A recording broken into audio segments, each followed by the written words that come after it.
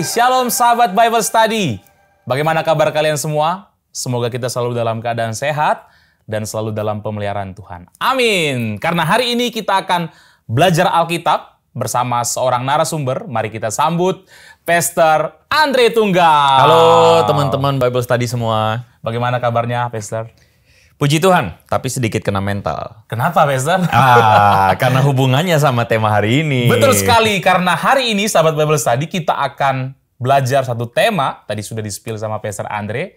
Tema kita adalah mental health dan kerohanian.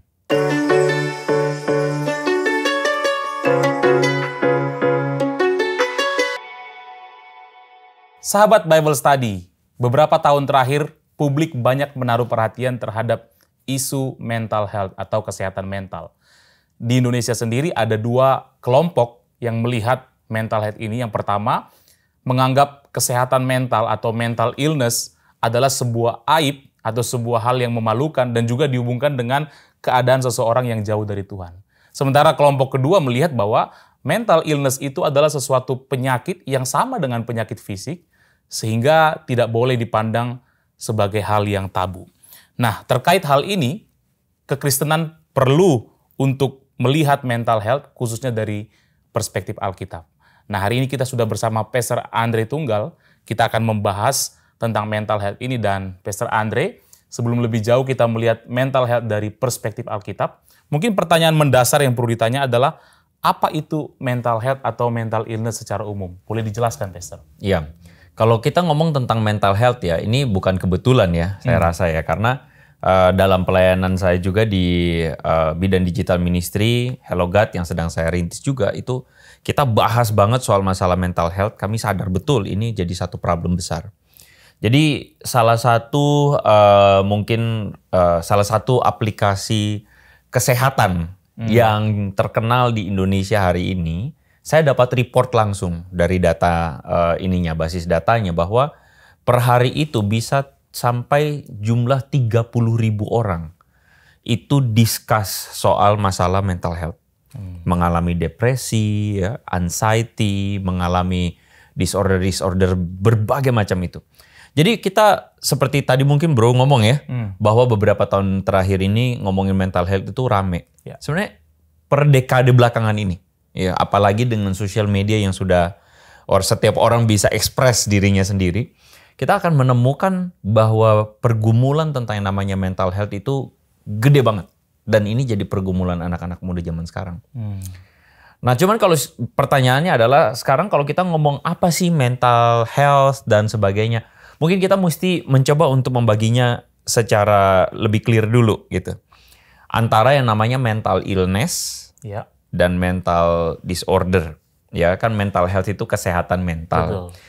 Tapi kesehatan mental itu kan dalam pandangan orang-orang yang tidak paham atau awam, mereka menjadikan pokoknya kalau orang bersikap tingkah laku aneh, atau orang tuh punya perasaan yang berbeda dari orang pada umumnya, wah ini udah pasti sakit, gitu kan ya.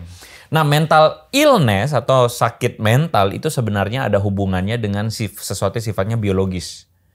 Jadi misalnya dalam ada orang yang memang kalau kita perhatikan kan kita tuh dalam tubuh ada berbagai macam hormon, ya. Ketika ada ketidakseimbangan hormon misalnya atau ada ketidakseimbangan senyawa-senyawa tertentu dalam otak, which is itu adalah dari dulu lahirnya demikian, maka itu disebut illness, sakit. Orang itu tidak mengalami sesuatu yang membuat dia jadi begitu. Dari dulunya, dari sononya begitu kira-kira. Nah, kalau ada orang yang bilang istilah keduanya adalah mental disorder. Mental disorder itu adalah sesuatu yang terjadi di sekeliling dia. Pembentukan dia sejak kecil begitu. Trauma-trauma yang terjadi itu yang kemudian membuat disorder. Kita tahu ada yang orang yang mengalami anoreksia, ada yang ngalami bulimia, kan begitu kan ya. Ada yang ngalami anxiety. Itu bisa jadi karena trauma-trauma itu. Atau perilaku-perilaku bullying yang dia alami. Yang bikin akhirnya dia besar dengan kecenderungan untuk menjadi seorang yang penuh kecemasan. Ya misalnya insecure ya. Keluarga misalnya contoh. Dari kecil lahir di keluarga yang mohon maaf broken.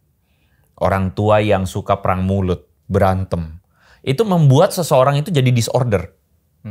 Jadi bukan dia dari lahirnya, tapi dia ada di tengah keluarga yang demikian. Itu akhirnya jadi disorder, jadi insecure.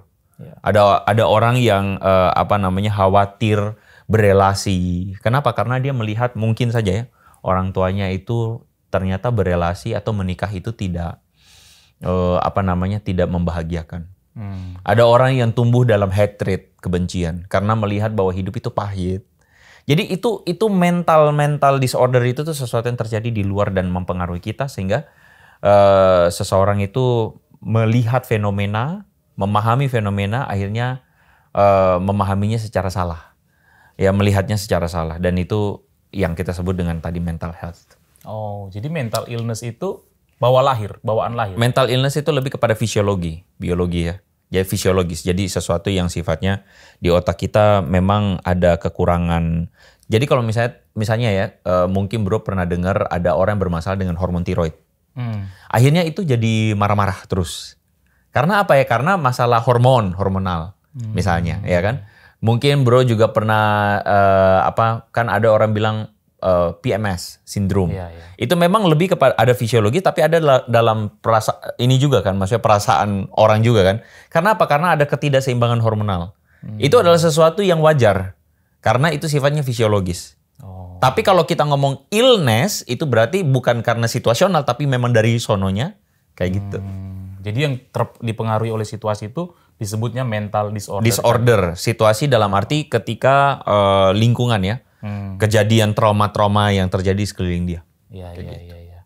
Oke, Pastor Andre, bagaimana dengan perspektif Alkitab gitu? Apakah ada petunjuk-petunjuk Alkitab yang berhubungan dengan mental health ini?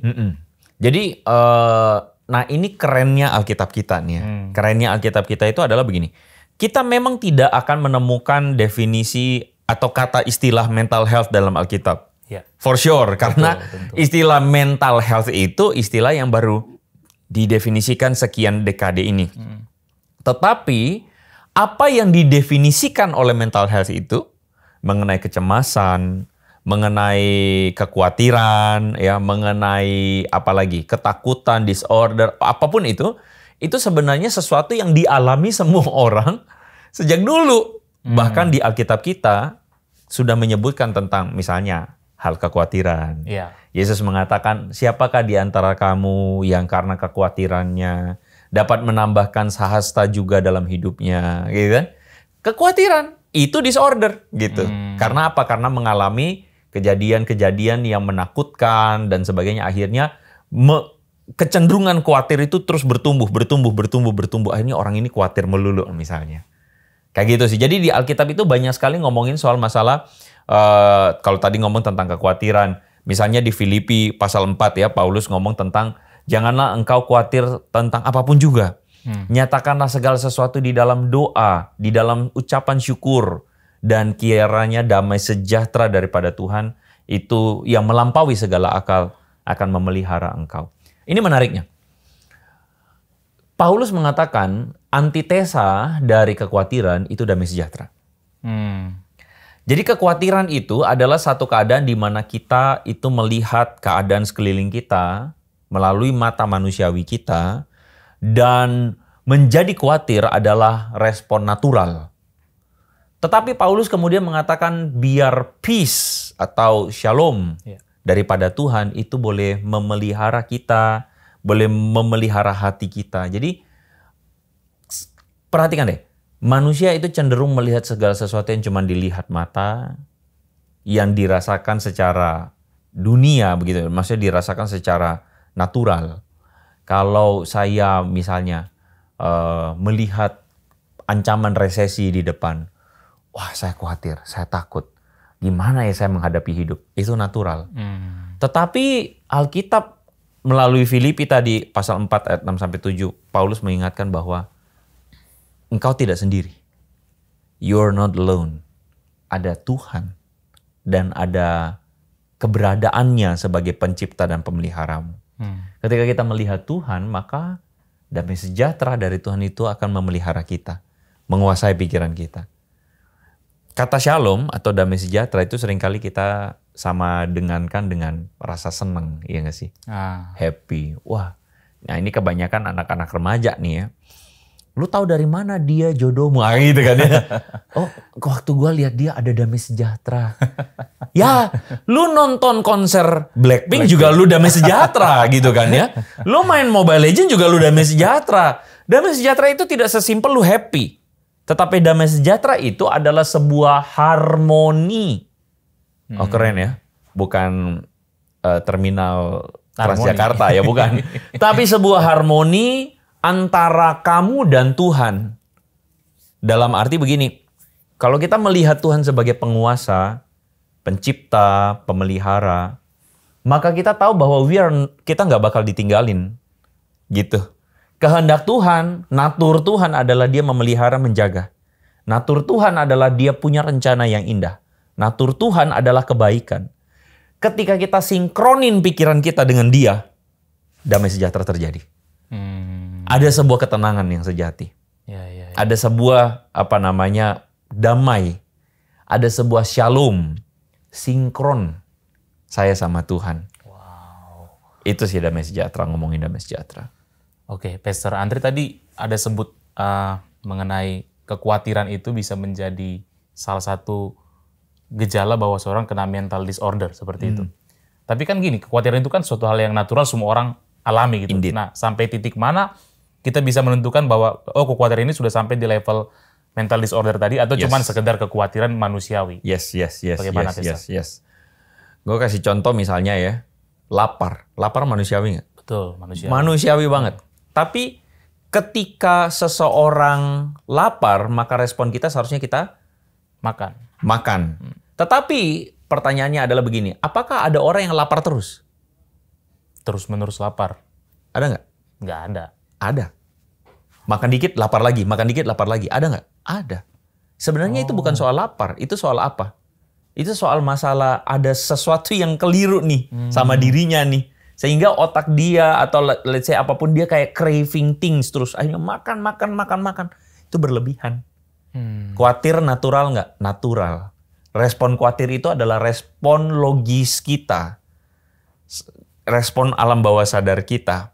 Ada yang faktornya itu logis dalam arti, misalnya tadi saya bilang ya, kita maaf misalnya, pekerjaan kita dipecat. Khawatir kita akan masa depan. Karena apa? Karena ya pemasukan kita habis kan. Tidak ada pegangan pemasukan misalnya. Itu khawatir. Tapi ada juga khawatir yang tidak beralasan. Kenapa? Karena faktor masa lalu yang tidak terselesaikan. Misalnya masa lalu pernah mengalami apa misalnya? Contoh, seorang anak yang seringkali di-abuse oleh orang tua dengan cara pengabaian. Nah ini mungkin buat rekan-rekan yang nonton, kalau udah jadi orang tua, be careful dengan ngambek. Ngambek itu, jadi misalnya kan ada orang tua yang menghukum anaknya dengan treatment ngambek. Setuju nggak? Kalau marah, apa yang terjadi? Gak mau ngomong. Iya. Itu adalah sebuah sikap kekanak-kanakan dalam menyelesaikan masalah. Karena mengartikulasikan kemarahan dengan cara ngambek, didiemin supaya kamu tersiksa bahwa kamu tuh salah. Tersiksa, saya diemin kamu. Itu abuse. Itu adalah sesuatu pendekatan abusive yang pengabaian ya. Jadi diabaikan secara mental, kena tuh. Anak yang tumbuh besar dengan treatment seperti itu akan insecure. Misalnya ketika dia punya pasangan atau ketika dia punya teman, ketika dia melihat temannya perlakuannya udah beda, apa yang terjadi? Dia udah langsung merasa, wah, gue ada salah. Oh, dia benci gue. Padahal cuman ketemunya apa misalnya dari WC lagi pikiran misalnya, ini lagi pikiran nih. Misalnya ya pasangan lagi pikiran, aduh ini gimana ya, kerjaan apa. Ketemu aja begitu. Terus kemudian misalnya nggak nyapa, nggak disenyum. Udah langsung pikiran, oh dia benci gue ya. Nah itu. Jadi itu sesuatu yang terjadi di alam bawah sadar yang tidak terselesaikan. Nah oke, kita kembali ke tadi. Kekhawatiran itu natural. Nggak apa-apa. Ya. Kita merasa, kita merespon nggak apa-apa. Tapi ketika terus-menerus khawatir, makanya itu dikategorikan anxiety. Cemas.